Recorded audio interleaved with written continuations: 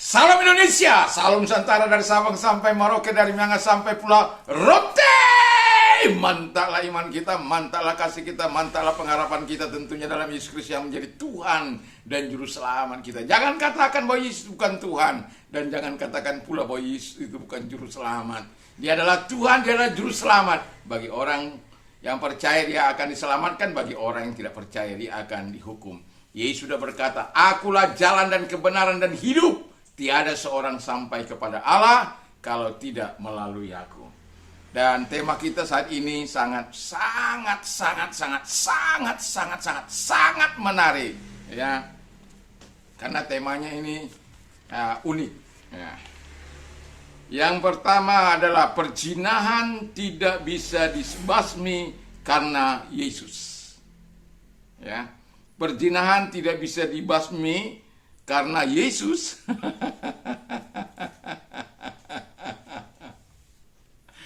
Saya menganggap ini sangat serius. Nah, saya mau menanggapi itu Ustadz yang bernama Ustadz Taslim, ya. Dia mengatakan, dia bertanya dan mengupasnya, mengapa perzinahan tidak bisa dibasmi? Karena menurut dia, Yesus melegalkan perzinahan. Dia tidak menghukum perzinahan. Dari sini saya mau katakan, saya mau tanggapi Bapak tua yang seharusnya berhikmat, yang seharusnya mengajarkan Al-Quran mereka saja, jangan mengajar firman Allah, jangan mengambil Alkitab sebagai sumbernya. Karena Alkitab katakan, engkau tidak akan pernah mengerti sampai Tuhan membukakan engkau pemikiran sehingga engkau mengerti kitab suci. Baca itu dalam Lukas 24 karena engkau pasti punya Alkitab. Baca itu dalam Lukas 24 ayat 45. Engkau tidak akan pernah bisa mengerti kitab suci. Makanya pendapatmu, pikiranmu, pikiran yang sesat dan menyesatkan. Dan itu perlu, sebabnya saya perlu tanggapi ini, karena ini sangatlah hal yang tidak menyenangkan. Dan saya mau katakan dulu kepada Mr. Taslim, Ustadz Mr. Taslim yang sudah tua, orang tua saya mungkin, atau karena saya juga sudah 60 tahun. Jadi saya tidak tahu berapa usianya, tetapi mungkin ya 10 tahun lebih atas, ya berarti masih boleh sebaya lah. Tetapi saya mau katakan, ya seharusnya orang yang sudah semakin tua harus semakin berhikmat. Tetapi ini semakin tua semakin bodoh dalam menerangkan hal-hal yang tidak seharusnya dia terangkan.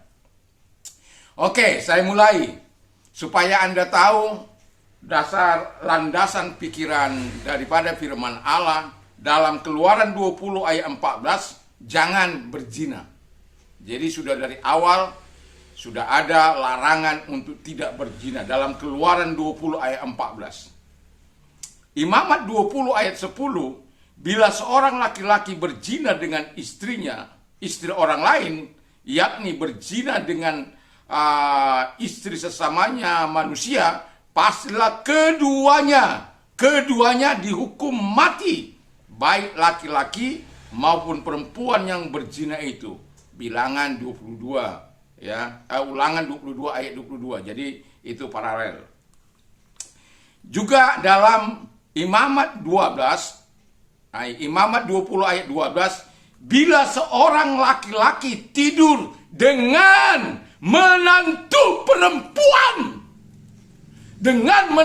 perempuan, wow, pastilah keduanya dihukum mati. Mereka telah melakukan perbuatan keji, maka darah mereka tertimpa kepada mereka sendiri. Pertanyaan saya, siapakah yang mengawini anak menantunya sendiri? Dan ingat,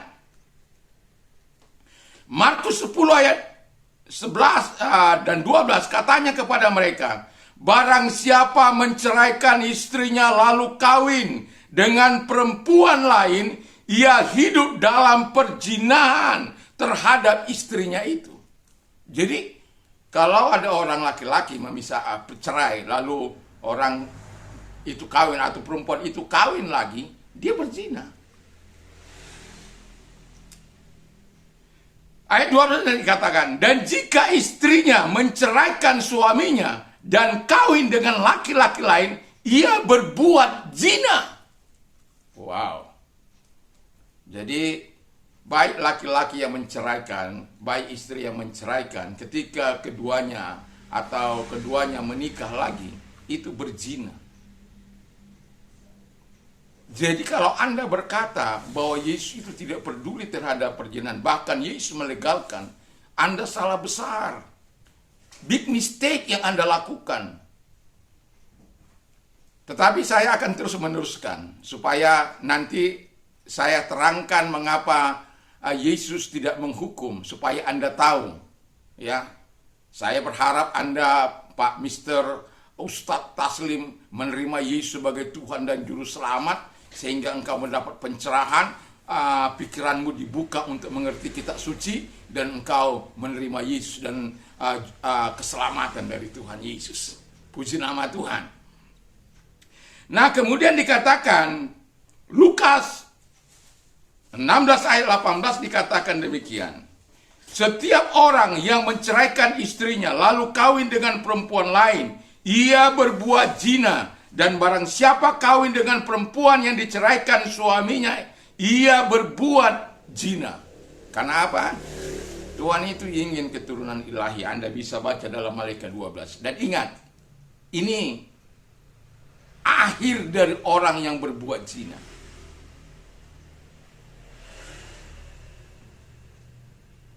Tapi sebelum itu sampai ke akhir, saya mau cerita satu lagi yang dikatakan oleh Yesus. Ini mereka, karena aku berkata kepadamu, setiap orang yang memandang perempuan serta menginginkannya, ia sudah berzina dengan dia di dalam hatinya. Matius 5 ayat 28. Belum berbuat, masih menginginkan, belum berbuat, masih menginginkan, belum melakukan, apalagi sampai melakukannya. Itu sebabnya orang yang melakukan perzinahan 1 Korintus 6, 9, dan 10. Salah satu adalah orang yang berzina itu adalah orang yang tidak mendapat bagian dalam kerajaan sorga. Jelas? Jadi jangan katakan Mr. Taslim bahwa Yesus itu mengizinkan orang berbuat zina, tidak menghukum. Bukan. Yesus kami itu Maha Pengampun, Maha Suci. Jadi saya akan, setelah kita melihat bagaimana sebenarnya ujung dari orang berbuat zina, tapi mari kita lihat dulu supaya jelas dalam Yohanes 8 ayat 1 sampai 8 yang diapakan oleh si Mr. Taslim ini. Tetapi saya mulai dari ayat 3-nya saja. Maka ahli-ahli Taurat dan orang-orang Farisi membawa kepadanya seorang perempuan yang kedapatan berbuat zina. Mereka menempatkan perempuan itu di tengah-tengah, lalu berkata kepada Yesus, Rabi, perempuan ini tertangkap basah ketika ia sedang berbuat zina. Musa dalam hukum Taurat memerintahkan kita untuk melempari perempuan yang demikian. Apakah pendapatmu tentang itu?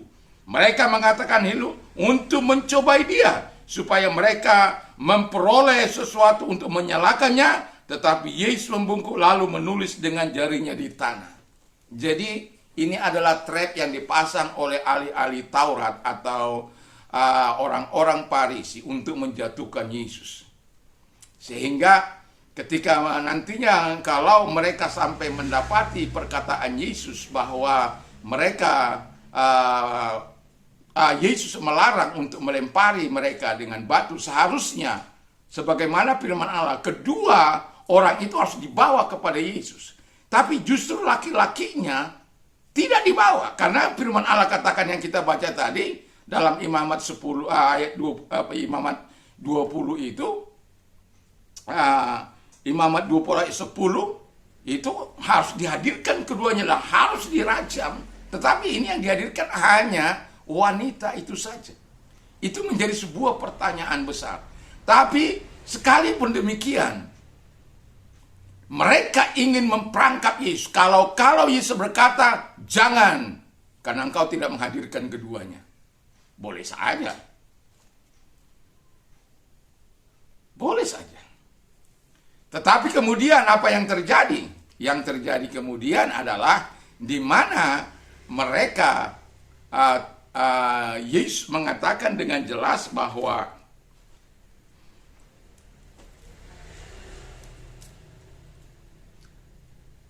orang-orang Taurat ini yang tadinya ingin menjatuhkan Yesus, kalau sampai mereka mengatakan, Yesus mengatakan, saya ulang, Yesus mengatakan bahwa mereka melakukan, jangan dihukum, karena Yesus kan maha pengampun, maha mengampuni dosa-dosa. Dan kalau mereka mengatakan, Yesus mengatakan itu, maka mereka akan melaporkan kepada pemerintahan Romawi untuk dia dihukum. Yesus tidak menjawab. Ya, Yesus hanya menulis-nulis saja gitu. Tapi mereka kemudian mendesak. Yang kedua, mendesak Yesus begitu luar biasa. Orang-orang Farisi ini, ahli-ahli Taurat ini, mendesak Yesus supaya mengatakan sesuatu. Dan supaya Anda tahu, Mr. Taslim, desakan ini berfungsi untuk menjatuhkan Yesus dan memperangkap Yesus agar masuk dalam perangkap mereka. Tetapi inilah perkataan Yesus. Siapa di antara Anda yang tidak berdosa, dialah pertama kali yang melempar. Ayat yang ketujuhnya.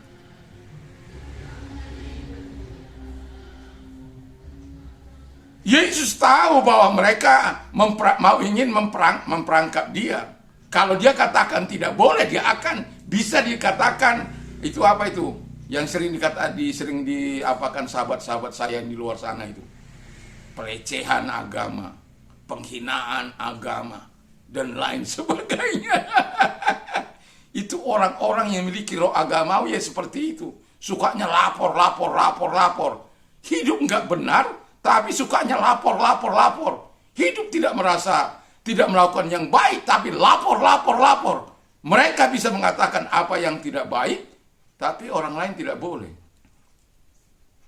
Dan Alkitab saya dengan jelas mengatakan, orang tidak boleh berzina. Bahkan mengawini menantunya, itu bukan hanya hal yang sangat keji di hadapan Allah. Tapi panutan Anda, apa yang dilakukan? Dan pada akhirnya, karena mereka merasa semuanya berdosa, tidak ada hukuman, tidak ada seorang pun yang mulai melempar. Karena satu orang saja mulai melempar, maka semua kota akan melempar dia sampai mati. Satu orang saja memulai, maka akan ada kematian. Hei Mr. Taslim, Ustadz yang seharusnya saya banggakan, janganlah masuk ke tempat yang Anda tidak pahami. Anda menyesatkan. Penyesat itu kata firman Allah, lebih baik dia ditenggelamkan di dalam lautan sana, dibawa, dibikin apa, dia dibawa ke bawah, lalu dibuat batu kilang supaya masuk, karena penyesat. Anda itu penyesat bagi iman kami. Itu sebabnya mengapa saya sangat serius menyikapi ini. Supaya Anda mengerti perjalanan iman kami, supaya Anda mengerti apa yang dikatakan oleh firman Allah. Jangan hanya sepotong-sepotong kau ambil. Jangan hanya sepotong-sepotong yang kau ketahui lalu kau kupas yang sepotong itu. Sudah pemikiranmu tidak dibukakan oleh Roh Kudus? Sudah pikiranmu tidak dicerahkan oleh Yesus? Jadi kalau orang sudah nggak dicerahkan, pasti yang dikatakan itu hal-hal yang sesat. Dan itu terjadi apa yang Anda lakukan. Jadi bertobat. Kalau sudah tua, bertobatlah. Lalu kemudian yang ketiga, ini yang mau saya katakan yang ketiga. Yesus tidak menghukum dia. Mengapa? Yesus itu penuh belas kasihan, penuh rahmat, penuh pengampunan. Dia tanya, masih ada kamu? Ya Tuhan, enggak dihukum kamu, enggak dilempar kamu, enggak dilempari batu kamu. Enggak Tuhan, enggak ada yang lempari. Karena apa? Semua orang yang datang itu semua orang pendosa-pendosa. Tidak ada seorang pun yang benar. Banyak kali kita bisa melihat kesalahan orang lain. Ini kalau satu saya tunjuk, tiga kepada saya. Sebenarnya kamu tunjuk iman orang percaya, tiga sedang mendakwa Anda. Tiga mendakwa Anda.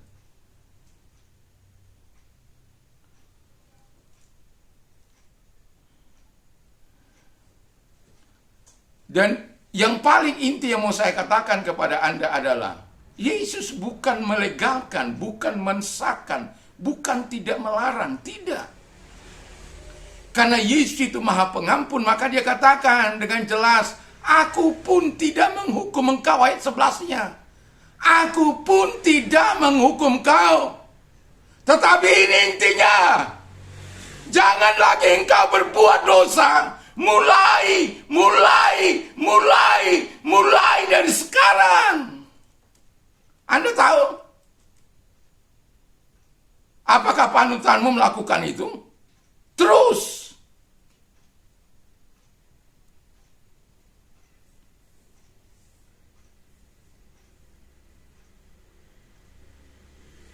Karena Anda sudah keterlaluan. Karena mengatakan bahwa mengapa perzinahan tidak bisa dibasmi. Kalau engkau tahu orang yang percaya kepada Yesus adalah orang-orang yang setia, itu sebabnya tidak diperbolehkan kawin lagi. Kalau Anda,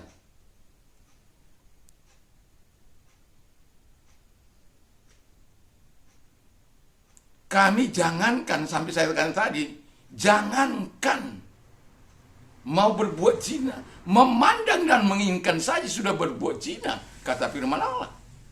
Bagaimana mungkin Yesus melegalkan? Bagaimana mungkin Yesus menyetujui hal demikian? Bukan karena dia tidak dihukum, maka Yesus melegalkan.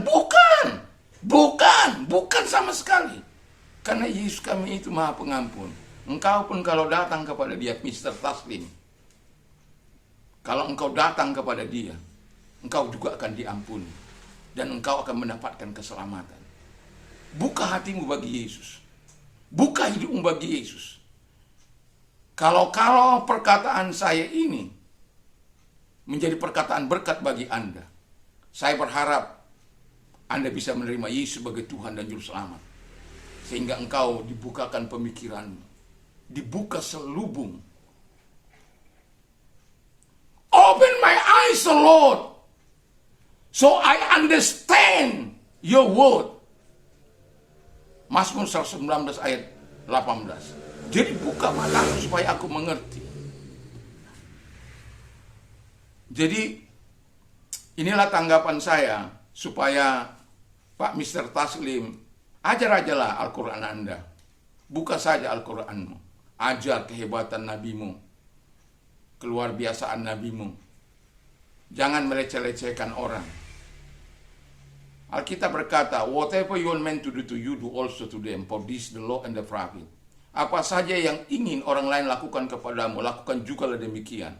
Karena itulah isi hukum Taurat dan kitab para nabi. Kalau engkau mau dilecehkan, lecehkan orang lain. Kalau engkau mau direndahkan, rendahkan orang lain. Kalau engkau mau dihormati, hormati orang lain.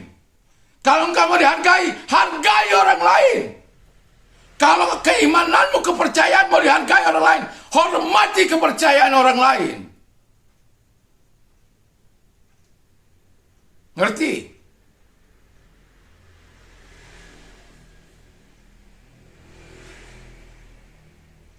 Kami jelas, dengan jelas dikatakan kalau ada orang menceraikan istrinya atau suaminya menceraikan istrinya, dia kedua-duanya kawin, itu dia berbuat zina. Secara hukum Kristen dia berbuat zina. Secara hukum Kristen. Siapa yang sering kawin cerai itu? Siapa yang istri sampai boleh 4? Siapa yang lebih? Ceraikan sini, kawin lagi, ceraikan sini, kawin lagi, ceraikan sini, kawin lagi. Yang penting batasnya 4. Itu kata Mr. Somad. Saya kawin di sini, saya ceraikan di sini. Yang penting 4. Tapi kami nggak boleh, dilarang keras, karena upahnya adalah neraka. Nggak ada bagian dalam kerajaan surga, tidak ada bagian dalam kerajaan Allah. Dan saya mengatakan ini, seharusnya saya menyampaikan khotbah pagi saya, tapi karena hati saya sangat-sangat tidak menyetujui dengan apa yang Anda katakan, sehingga respon ini saya berikan. Walaupun judulnya sangat menarik. Ya, judulnya itu sangat menarik. Sebagaimana yang Anda katakan, perzinahan tidak bisa dibasmi karena Yesus. Wow, karena Yesus. Wow, karena Yesus. Wow. Mantap. Tuhan Yesus memberkati kepada semua kita orang-orang percaya. Saya bersyukur walaupun ini agak sangat panjang, tapi saya mau mengatakan bahwa kita juga harus membela iman kita. Kita tidak perlu gusar, tidak perlu lapor-lapor.